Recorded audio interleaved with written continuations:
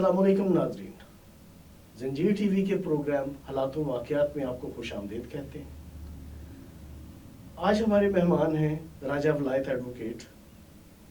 राजा Wilayat advocate का तारफ़ ये है कि ये पाकिस्तान सोशलिस्ट पार्टी से इनका ताल्लुक़ रहा है।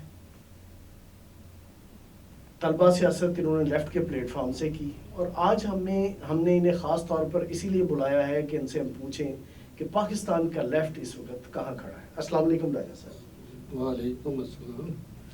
राजा साहब, जब हम लेफ़्ट की बात करते हैं तो लेफ़्ट का पाकिस्तान में वजूद भी रहा और उन्होंने अपने वजूद के मुताबिक किरदार भी अदा किया और हमें उसके किरदार का पाकिस्तान की सियासत में असर भी नज़र आता है। लेकिन ये उनका वजूद, उनकी सियासत और उनका असर अब माजी की तरह नहीं रहा।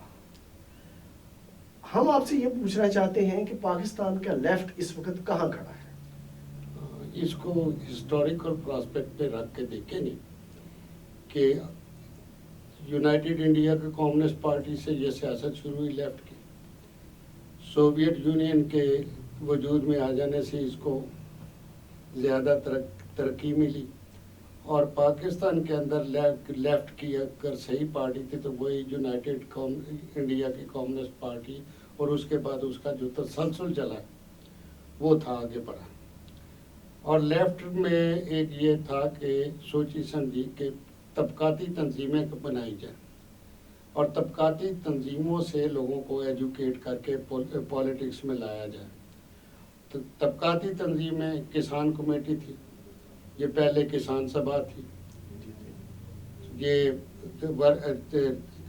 ट्रेड यूनियंस थी और ट्रेड यूनियन में ख़ास तौर पे क्योंकि यूनाइटेड इंडिया के अंदर सबसे बड़ी जो इंडस्ट्री थी वो रेलवे थी और रेलवे के हवाले से सबसे बड़ी ट्रेड यूनियन भी रेलवे वर्कर यूनियन थी। इसीलिए यूनाइटेड इंडिया के जो सरबराह बाद में प्रेसिडेंट भी बने, बीबी गिरी का कहा जाता है, बाकी वो सारा तसलसल इसी का था। उस हवाले से यहाँ पे कम्युनिस्ट पार्टी सियासत करती थी। 51 में इसके ऊपर वो सीटों सेंटों का अजाब जो है, उसके बाद इसके ऊपर पाबंदियाँ लगनी, फिर ये जो सिलसिला है तकरीबन तकसीम की सूरत में मुख्तलिफ ग्रुप से इसके बन गए। ये लेफ़्ट की पॉलिटिक्स थी और सबसे ज़्यादा लेफ़्ट की पॉलिटिक्स जो है वो तकवीत लेती थी तो सोवियत यूनियन से, कि जो सोवियत यूनियन के अंदर लेनिन ने कह दिया, जो उसके बाद स्टालिन ने कह दिया, उसको एक किस्म का मैंडेटरी डिक्लेयर करके उस हवाले से पॉलिटिक्स कर, जो बाद में ये महसूस हुआ कि अगर यहाँ के मकामी ओरिएंटेड पॉलिटिक्स के हवाले से अगर की जाती तो शायद उससे बेहतर हो जाता। लेकिन हम उसमें उसके बाद ये लेफ़्ट की पॉलिटिक्स इंटरनेशनली जब लेफ़्ट दो हिस्सों में पीकिंग और सोवियत यूनियन के हवाले से तकसीम आई, फिर लेफ़्ट पाकिस्तान में वो भी उस अंदाज में भी हो गया। अच्छा, अगर आपकी बात से ही हम कहते हैं कि जी पाकिस्तान में जो लेफ़्ट है ये इंडिया का जो लेफ़्ट था उसी का तसलसल था और उसमें फिर ये था कि इंडिया में भी लेफ़्ट दो हिस्सों में तकसीम था। एक जयप्रकाश नारायण था जो कि अपना कांग्रेस सोशलिस्ट पार्टी थी और एक कम्युनिस्ट पार्टी ऑफ इंडिया थी और ये फिर उसके बाद पाकिस्तान में भी एक सोशलिस्ट पार्टी बनी थी 50s में और जब ये सीपी पे बैन लगा तो वो पार्टी भी ख़त्म हो गई।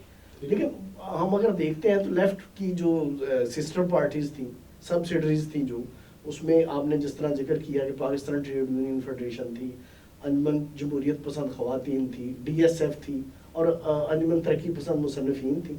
तो इस तरह वो ज़िंदगी के जो भी शोबे थे उस वक़्त उसमें उन्होंने काम करने की कोशिश की, लेकिन जब पाबंदी लगी उन पर तो ये सारी तंजीमें गैर फाल हो गई। फिर आपने ये भी जिक्र किया कि बैनुल-अक़वामी सतह के ऊपर ये जब लेफ़्ट तकसीम हुआ तो एक मास्को नवाज लेफ़्ट बन गया और एक पीकिंग नवाज लेफ़्ट बन गया, एक माओइस्ट बन गए और दूसरा जो है ना ये बन गए।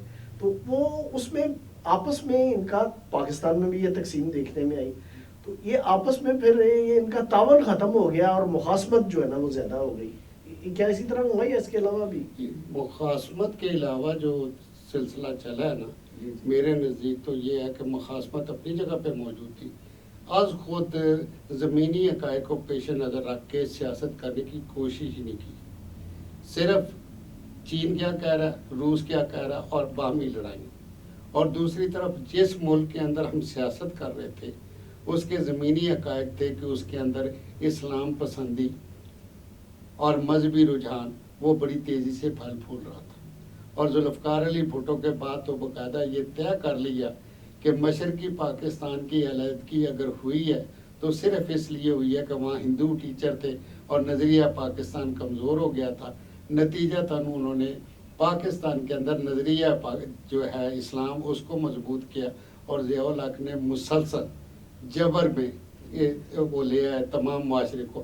ہم نے اس کو اسٹڈی کرنے کی کوشش نہیں کی. اس سے پہلے تحریکیں مضبوط تھی, تحریکیں چل بھی رہی تھی, اور اس کا سب سے زیادہ جو میرے نزدیک ہے کہ پولیٹیکلی کیوں اسٹرانگ تھے کہ بنگال ساتھ تھا. اور بنگال کیوں ساتھ تھا کہ بنگال نے ایک جو ہے قید اپنے اوپر گزارا تھا 1929 کا, جس میں بچے بھی بیچنے پڑ گئے تھے ماؤں کو. وہ ایک ایکسپیرینس جو تھا اس نے ان کے اندر جرت, ہمت اور جدوجہد کرنے کا جذبہ پیدا کر دیا. جب تک وہ ساتھ تھے یہاں پہ وہ مسلسل جدوجہد ہوتی رہی, ہم اس کا پارٹ رہے, اور نیب بھاشانی گروپ کے حوالے سے یا دیگر جو نیب سلسلے تھے کمیونسٹ پارٹیاں انڈر گراؤنڈ وہ چلتے رہے. لیکن جو ہی وہ الگ ہوا ہے تو آپ دیکھ لیں کہ سیاست ہی ٹوٹلی وہ اسلامائزیشن شروع ہو گئی, اور لیفٹ کے سو کالڈ جو لیڈر تھے جو انہوں نے اپنے ساتھ ملا تو وہ ضیاء الحق کے ساتھ بھی مل کے کام کر رہے تھے. پیشتر ایسی مثالیں دی جا سکتی. اب جو آج کے دور میں نا کہ یہ بڑا ماضی ہے, اس کے اوپر بڑی بحث ہو سکتی. آج کے دور کے اندر تو ہم نے دیکھنا ہے کہ بائیں بازو کے آج تقاضے کے ہیں, بائیں بازو کی سیاست کے آج تقاضے کیا. کیا آج یہاں پہ سوشلزم کے قیام کا ڈائریکٹ ہم نعرہ دے سکتے ہیں؟ کیا پرولتاریہ کلاس اتنی مضبوط ہو گئی ہے, انڈسٹری لگ گئی ہے کہ ہم ڈائریکٹ جا کے انقلاب کر سکیں, اقتدار پہ قبضہ کر سکیں؟ ایک تو طے ہو گیا کہ اب ایوولوشن ہے, ریوولوشن نہیں, کہ تھرو بیلٹ ہے, تھرو بلٹ نہیں. تھرو بیلٹ اگر کرنا ہے تو میں نے انسان ہے اس کا مائنڈ کو کنکر کرنا ہے. جب تک وہ نہیں کر سکتا میں آگے نہیں بڑھ سکتا. اس کی مثال دوں گا کہ نیپال کے اندر اگر کمیونسٹ پارٹی اقتدار میں آ بھی گئی مزدوروں کے حوالے سے ڈیلیور نہیں کر سکتی تو اگلے 5 سال میں وہ نہیں رہے گی. وہ جو کانسیپٹ ہونا ہوا 50 سال کا وہ نہیں چلتا. کسی نے سوچا ہی نہیں ہے کہ سوویت یونین جو ہے ایک سٹیج پہ پہنچ کے تو وہ سسٹین نہیں کر سکتا تھا, اس کو راستہ چاہیے تھا آگے بڑھنے کا, کہ کوالٹیٹیو چینج پہ پہنچ چکا تھا, کوانٹیٹیو چینج نہیں آ رہی تھی. کہ 7 ارب کی آبادی یا 5 ارب کی آبادی میں سے 2 ارب تو 3 ارب ہوتا تو پھر تو تبدیلی کا عمل تھا. اگر وہ ایک لمیٹڈ ماحول کے اندر ہے اور اس کے اندر بھی 2 بلاک بنے ہوئے پیکنگ اور ماسکو, تو وہ آگے نہیں بڑھ سکتا تھا. اچھا یہ ہم بات کو آگے بڑھاتے ہیں اسی تسلسل میں کہ ڈینگ زیاپنگ کے بعد وہ پیکنگ سے یا بیجنگ سے چین سے جو لائن آتی تھی ماویسٹوں کو وہ ختم ہو گئی, اور اس کے بعد ان کی سیاست اس طرح سے جس طرح وہ چل رہی تھی, وہ چین کرتے تھے اس طرح ان کی سیاست اس طرح نہیں رہی بعد میں. اسی طرح جب 92 میں سوویت یونین کا کولیپس ہوا ہے تو پھر ماسکو سے لائن آنا بھی بند ہو گئی. یہ لائنیں جب آنا بند ہو گئیں تو اس کے بعد لیفٹ کی سیاست کس طرح آگے بڑھی, کیا رخ اس نے اختیار کیا؟ دیکھیں جی, اس میں آپ بھی تھے, میں بھی تھا, ہم سب تھے. پیک پہ تھا ڈپریشن, اور ڈپریشن کی صورتحال میں بیٹھ کے ری وزٹ کیا جاتا ہے کہ کیا پرابلم تھی, کس وجہ سے یہ ہوا ہے سارا سلسلہ, اور ہمارے لیے آگے سپیس بنتی ہے نہیں بنتی. اگر بنتی ہے کون کون سے ممالک میں ڈائریکٹ اقتدار میں آ کے آگے بڑھنے کی, اور کئی ممالک میں انڈائریکٹ وے میں ساتھ ہے. اب ہمارے سامنے تھی کہ کیپٹل فارمیشن تو چائنا کے اندر شروع ہو گئی, کیپٹل فارمیشن تو رشیا کے اندر شروع ہو گئی, جس کو لینن کا تھا کہ جب 1918 میں انقلاب آیا، اور لینن کا تھا کہ non capitalistic way of development, non capitalistic way of development. وہ non capitalistic way of development جو تھا وہ کیسا تھا؟ فارمیشن کیپٹل کرنی تھی، صنعت لگانی تھی، اور کرنا کیا تھا؟ Under the hegemony of political party, communist party. وہ آپ کے سامنے جس طرح ہوا، اس میں روزا لیگزمبرگ یہ وہ جدوجہد بھی ہوتی رہی کہ سوشل ڈیموکریسی کے کہ بھی یہ ایک انداز ہے، اس میں چلا لیں، ابھی آپ کمیونزم میں انٹر نہیں ہو سکتے۔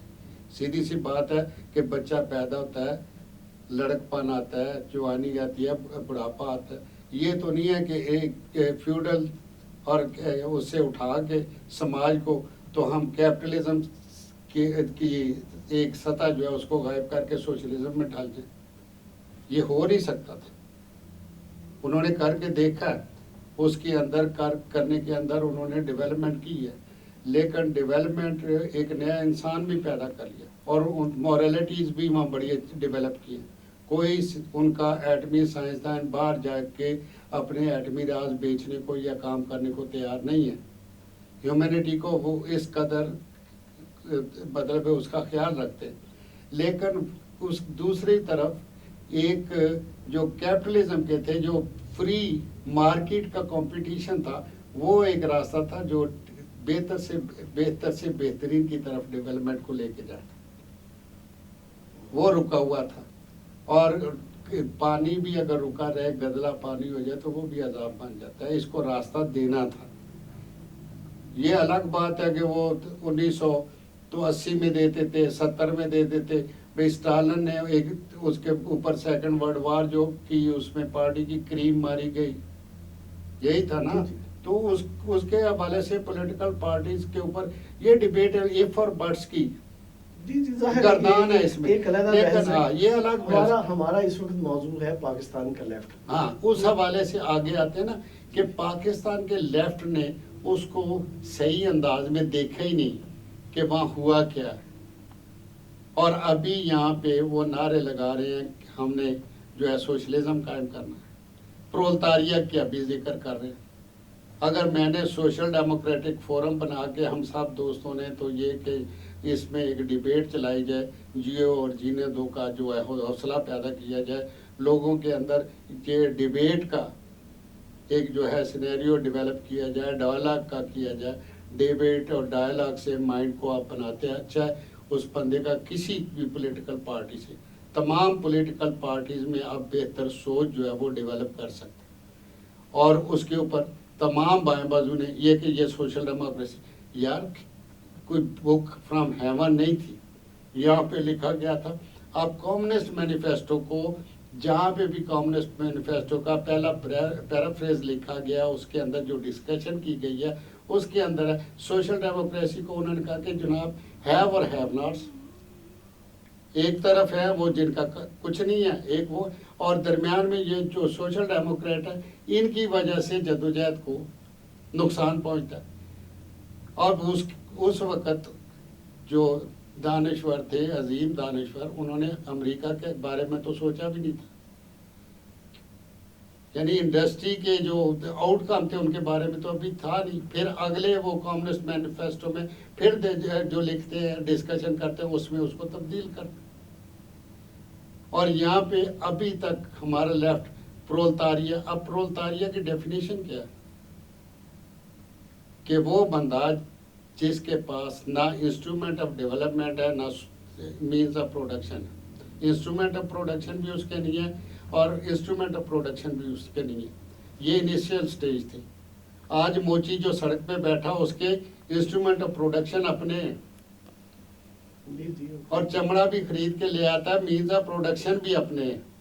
اس کو تو نہیں کیا ڈسکس آج تک کہ بھئی ہماری پوزیشن کیا، یہ بھی نہیں کیا کہ ہیو اور ہیو ناٹس کے اندر جب ذوالفقار علی بھٹو صاحب نے کچی آبادی ڈیولپ کی تو ہر جو ہے مزدور لیڈر اس نے ایک مکان لے لیا اور اب اس کی حفاظت کے لیے، اور ایک دکان لے لیے یا کوئی پراپرٹی بنا لیے اس کی حفاظت کے لیے، کبھی وہ نون لیگ میں ہوتا ہے، کبھی پیپلز پارٹی میں ہوتا ہے۔ آپ اپنی ٹریڈ یونینز کو دیکھ لیں، آپ کی جو کلاس بنتی تھی کلاس اسٹرگل، اس میں آپ نے جو ہے لیبر کی بناتے تھے، کسان کمیٹیاں آپ نے بنائی،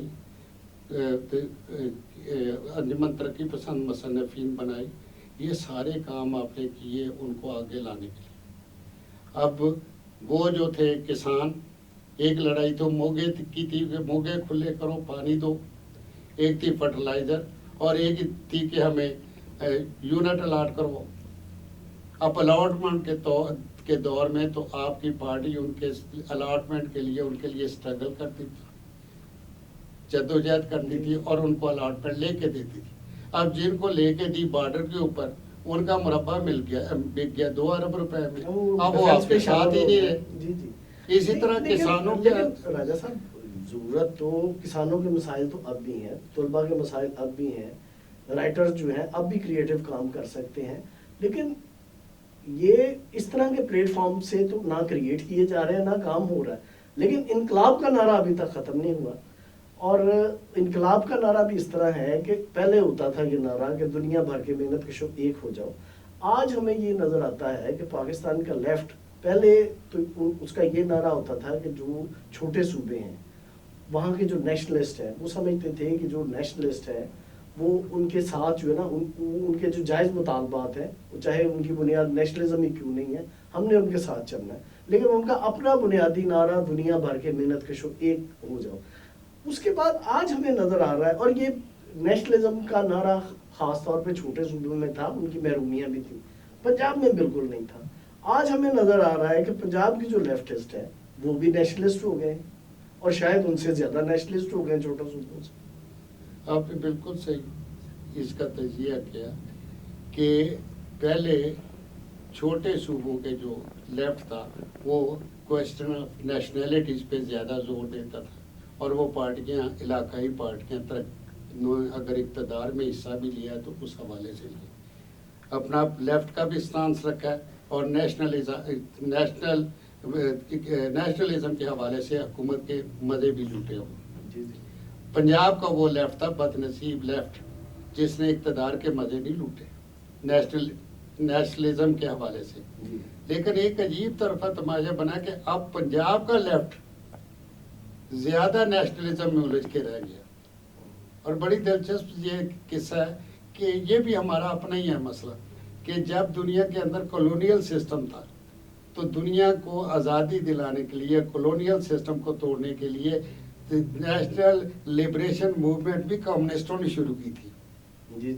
نیشنلزم کے نعرے بھی انہوں نے لگائے تھے، حالانکہ دوسری طرف دنیا بھر کے محنت کشوں ایک ہو جاؤ تھا، کویشچن آف نیشنلٹیز ریزالو کرتے تھے، لیکن ٹیکٹکس کے طور پہ کولونیل سسٹم کے خلاف لڑنے کے لیے نیشنل لبریشن موومنٹ کا ساتھ دیتے تھے، اور وہ نیشنل لبریشن موومنٹس آخر میں آج وہ پاپولس نعرہ یورپ کے اندر بھی اس کی بربادی پھری ہوئی ہے، کمیونسٹوں کے اندر بذات خود وہ یلسن وہ آیا تھا، لیخ ولیسا آیا تھا، یہ سارے نیشنلزم کے حوالے سے آئے نا۔ تو اسی طرح آپ کی بات بالکل صحیح ہے کہ اب پنجاب کے اندر جو لیفٹ ہے وہ زیادہ پنجابی ہو گیا، نیشنلزم کا سب سے زیادہ یہاں پہ زور نسبتاً وہاں سندھ میں یا بلوچستان میں ان کا تو ہے ہی ہے، اور پھر یہ کویشچن آف نیشنلٹیز کے حوالے سے جا کے ان کے ساتھ کھڑے ہو جاتے ہیں۔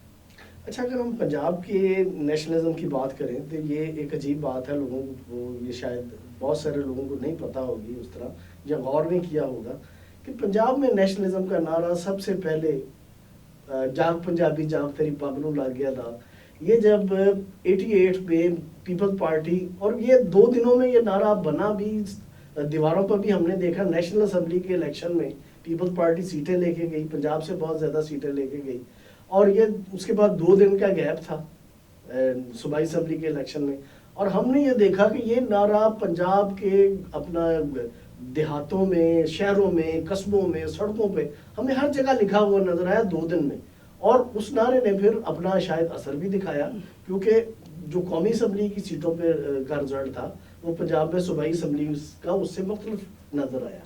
تو یہ نعرہ تو بلکہ اس وقت آئی جے آئی لڑ رہی تھی پیپلز پارٹی کے خلاف الیکشن، اور آئی جے آئی کے پلیٹ فارم سے ان لوگوں نے لگایا جو آج مسلم لیگ نون میں ہے، اور بلکہ اس نعرے کو سب سے زیادہ اس وقت میاں شہباز شریف نے کیا تھا.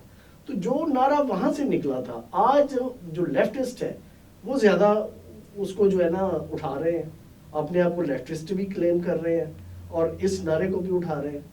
تو یہ کیا مطلب ایک ان کی جو الائنمنٹ ہو گئی ہے میاں نواز شریف اور مسلم لیگ نون کے ساتھ، کیا ایسا ہے؟ آپ کو بھی لگتا ہے؟ آپ نے بالکل صحیح کہا کہ یہ عجیب طرفہ تماشا ہوا ہے کہ بایاں بازو یہ پنجابی، لیکن ذرا غور کر لیں، بالکل شہباز شریف کی تھا، بس شہباز شریف نہیں تھا، ایک سوچ تھی. بھٹو صاحب اگر کامیاب ہوئے تھے، اقتدار میں آئے تھے، تو ووٹ پنجاب سے تھا، ذرا غور کرنے والی. اور مشرقی پاکستان کے الگ ہونے کے بعد آج تک نان پنجابی پارٹی کہیں اقتدار میں نہیں آئی مرکز میں، نہ پنجاب کے اندر.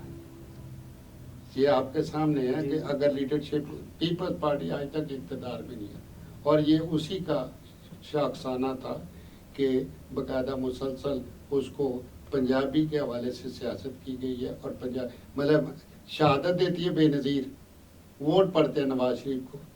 ذرا غور کرنے والی بات کہ لڑائی لڑتی ہے یا دہشت گردی کا شکار ہوتی ہے تو محترمہ بے نظیر بھٹو، اور پنجاب کے اندر 2/3 میجارٹی ملتی ہے قومی اسمبلی صوبائی اسمبلی میں تو وہ میاں نواز شریف. نیشنلزم ابھارا گیا ہے، انٹینشنلی ابھارا گیا ہے پنجابی نیشنلزم، اور یہ اپنے دوست جو شکار ہوئے ہیں.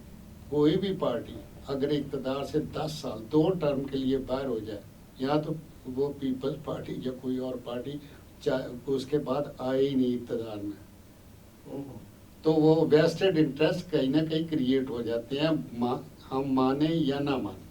ہمارے انٹرسٹ جو ہے ہمارے دانشوروں کے، مطلب نام لینے کی ضرورت نہیں ہے، لیکن دانشوروں کے انٹرسٹ جو ہے، اور بلکہ وہ جن لوگوں کے قریب گئے ہیں ان کی تو اپنی بہت سے شہرتیں ہیں کہ وہ نوازتے بھی ہیں، نواز ہیں اور نوازتے بھی ہیں، وہ سارا ہے. نہیں، لیکن میرا سوال جو ہے نا اس حوالے سے یہ ہے کہ پاکستان ایک وفاق ہے، مختلف اکائیاں، صوبے اس کی اکائیاں ہیں، اور یہ کہا جاتا رہا جب نیشنلزم کا نعرہ چھوٹے صوبوں میں لگتا تھا تو انہیں یہ کہا جاتا رہا کہ یہ وفاق کو کمزور کر رہے ہیں. تو یہ جو ہے نا یعنی پاکستان نیشن کی بات کی جاتی تھی اور سارا کچھ. آج پنجاب میں بھی جب یہ نعرہ لگ رہا ہے تو کیا اس سے وفاق کمزور نہیں ہو رہا؟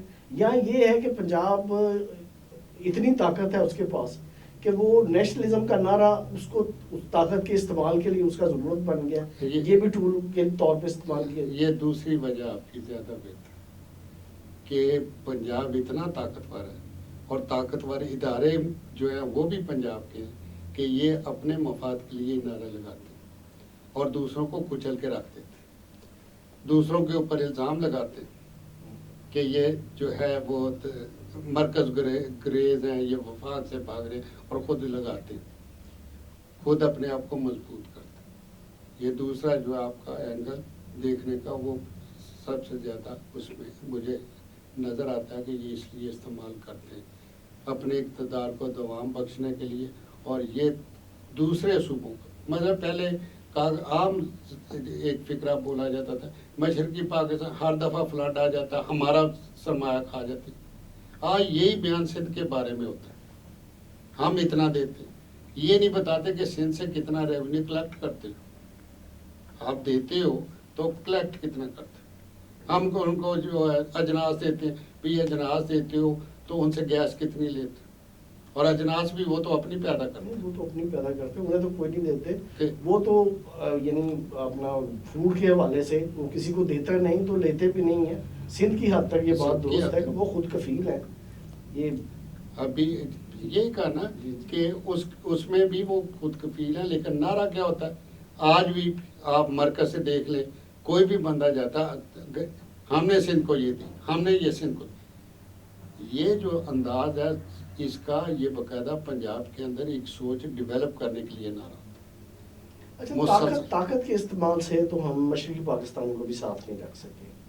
یہاں طاقت کو، یہاں جو اگر ہم دیکھتے ہیں یہ جو باتیں ہم نے کی ہیں اس کی روشنی میں اگر ہم بات کو آگے بڑھائیں تو یہ نظر آتا ہے کہ طاقت کو مزید فعال بنانے کے لیے یا اور اس کو جو ہے نا طاقت دینے کے لیے نیشنلزم کا نعرہ لگایا گیا ہے. لیکن کیا اس نعرے یا اس طرح کے رویے سے وفاق جو ہے وہ قائم رہ سکے گا, یا اس طرح مطلب کہتے ہیں کہ وفاق رہنا چاہیے, یہ تو میوچل انڈرسٹینڈنگ ہوتی ہے اور سب کے مفادات کا تحفظ ہوتا ہے. وہ سوال ہی اب الگ ہو گیا نا کہ وفاق رہتا ہے یا نہیں رہتا, کیونکہ ہسٹوریکل تناظر میں رکھ کے دیں تو مشرقی پاکستان بھی الگ نہیں ہو سکتا تھا اگر بھارت وہاں پہ موجود نہ ہوتا. اور اس وقت کیپٹلسٹ ورلڈ کی کیا پوزیشن تھی, کیا واقعی اس کو الگ کرنا چاہتے تھے, اور مغربی پاکستان کو الگ نہیں کرنا چاہتے, توڑنا نہیں چاہتے, تو فوراً یہاں پہ روک دیا. اب سندھ کی بلنکنائزیشن وہ نہیں چاہتے, بلوچستان کی وہ نہیں چاہتے, ورنہ یہ ہو سکتا باہر سے انوینشن کر کے انٹروین کر کے یہ سارے کام ہو سکتے. لیکن وہ اب دور گزر گیا ہے, اب ایولیوشنری پروسیس ہے. اب تو وفاق کوئی ڈھیلا ڈھالا وفاق کرنا پڑے گا تو یہ آگے چلے گا. یہ جو زور جبر سے نالے آئی لینڈ جو ہے سندھ کے وہ لے سکے, جنہوں نے لینے کا سوچا تھا اور 40 بلین آنے تھے, وہ پتہ نہیں ایک دن آنے تھے, 50 سال میں آنے تھے, کس نے لینا تھا, وہ نہیں کر سکے نا. اسی انداز میں باقی جو سوچتے ہیں وہ اس دور میں اب نہیں ہو سکتے.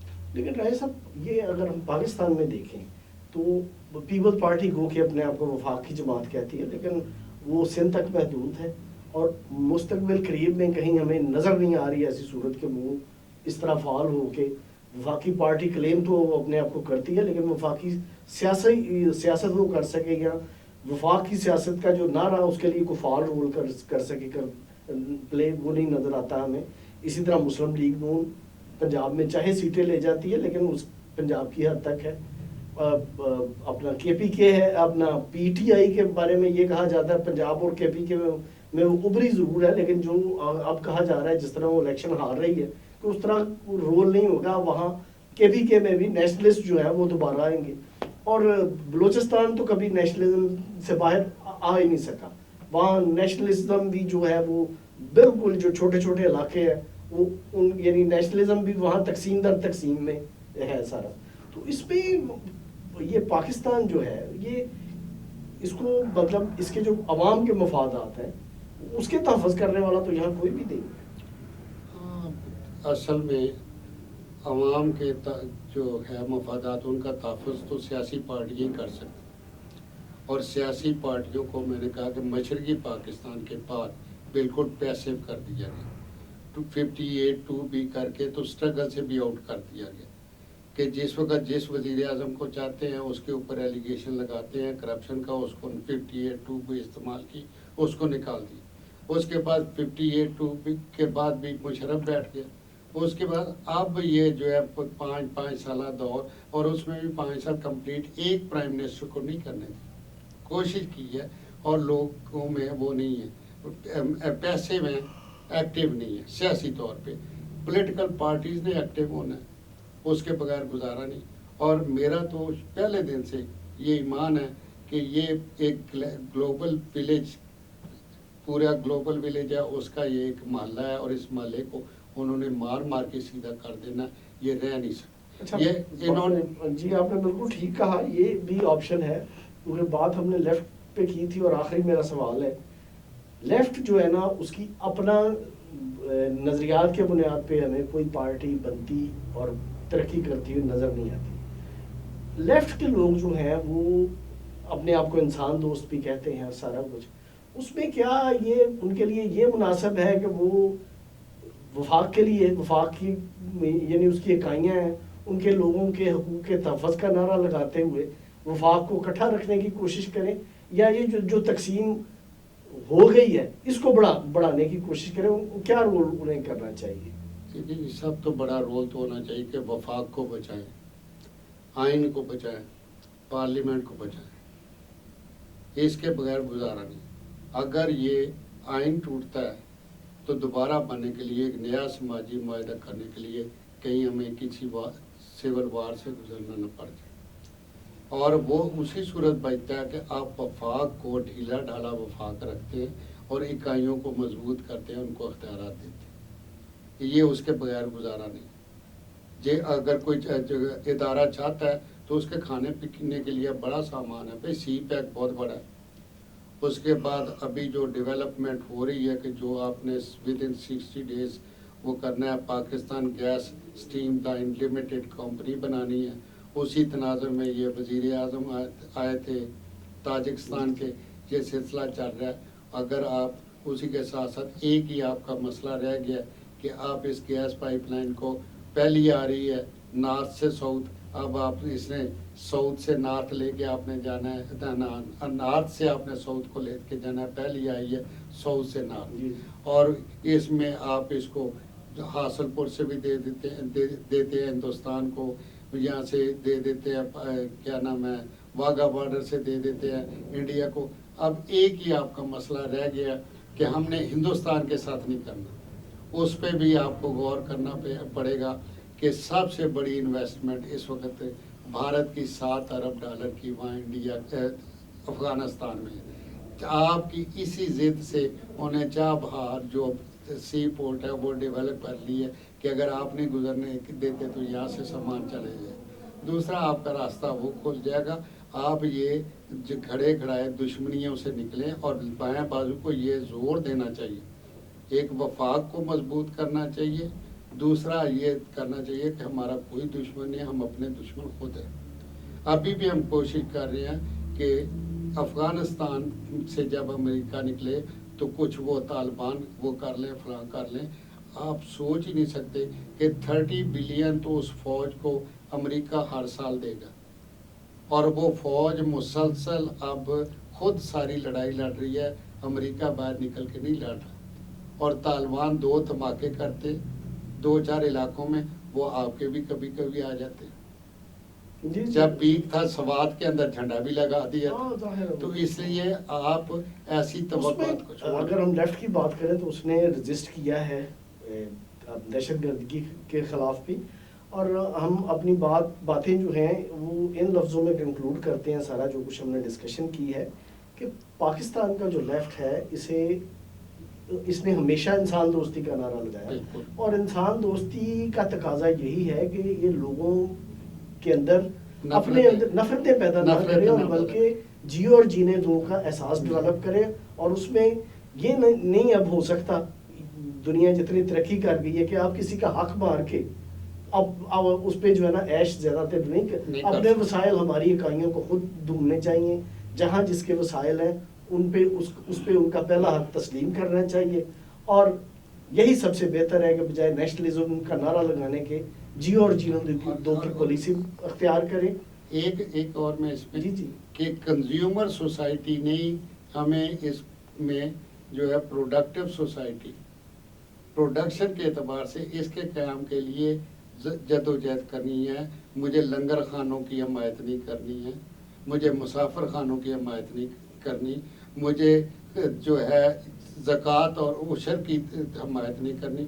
مجھے کرنی ہے کہ میرا کنزیومر سوسائٹی, مثلاً کل مفتہ اسماعیل سے ایک انہوں نے سوال کر دیا کہ آپ کی تو فیکٹری کی پیداوار بڑھ رہی, وہ اس کا جواب نہیں دے سکا کہ جناب کرونا کے دور میں لاک ڈاؤن کے دور میں سب سے زیادہ اگر ترقی کی ہے تو وہ فوڈ انڈسٹری نے کی ہے, فارمیسی نے کی ہے, اور وہ لوگ جو کرپٹ تھے وہ بیٹھ کے صرف آن لائن خرید و فروختی کرتے رہے, گھر میں بیٹھ کے کینڈل کھاتے ہی رہے, اور اس سے ڈیولپ ہوا ہے بڑا.